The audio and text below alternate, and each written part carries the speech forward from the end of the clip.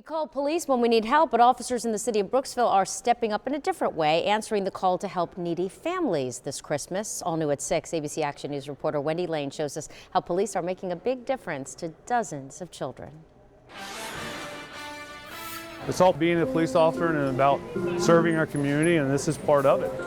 It's hard during the holidays. I have my own place and my own car, but it's hard. Single mom of 2 Rachel Fiscus knows that. No one out there really sees how it's hard. But police do, and that's why the Police and Kids Foundation is working with Walmart and donors to help make it a little easier. Maybe it makes something a little bit easier and it takes a little bit of pressure off. Taking the pressure off by giving needing parents $100 per kid to help out with Christmas. Bicycles, clothes, shoes, toys. Like for this mom of 4.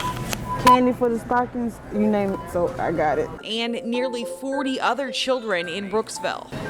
Yeah, I've been doing this 28 years, and it always is emotional. It's always emotional, I'm sorry. And sometimes the goodness and grace is just overwhelming.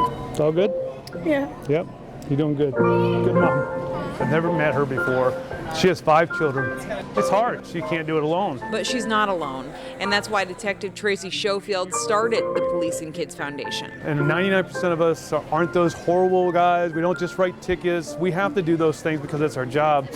But there's so much more to law enforcement. So much more. Hopefully it just gives a kid a chance to have a Christmas that may not have had one otherwise. It's a blessing. I appreciate Brooksville Police Department. Thank you. Honey.